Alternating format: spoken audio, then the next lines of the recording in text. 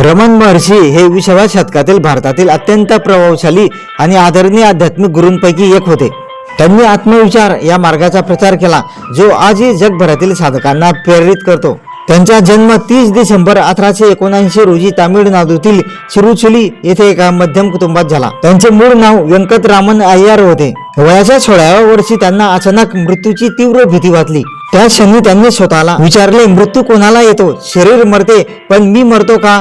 या प्रक्रियेत त्यांना साक्षात्कार झाला की ते शरीर नसून शाश्वत आत्मा आहेत. त्यांनी आयुष्यातील बहुतांश काळ तमिळनाडूतील तिरुवनमलाई पर्वतावर व्यतीत केला. रमण महर्षींची शिकवण मी कोण या प्रश्नांद्वारे स्वतःचा शोध घेण्याचा म्हणजेच आत्मविचाराचा मार्ग त्यांनी जगाला दिला.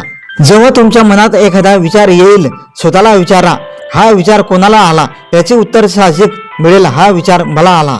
यानंतर लगेच दुसरा प्रश्न विचारा, हा मी कोण आहे? हा प्रश्न विचारल्याने तुमचे मन बाहेरच्या जगातून ओढले जाऊन स्वतःचा अस्तित्वाकडे वळते. मी शरीर आहे का? मी नाव आहे का? अशा उत्तरांचा विचार न करता फक्त त्या मीच्या जाणीवेवर लक्ष ठेवा.